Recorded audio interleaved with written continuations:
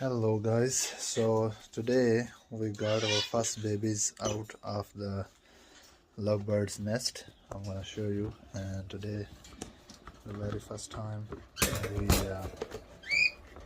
hand feed them.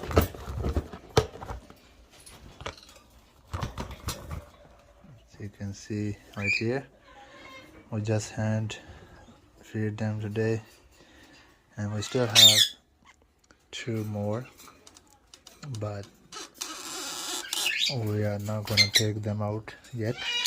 So I think two of the eggs were bad, so she is not sitting in them anymore.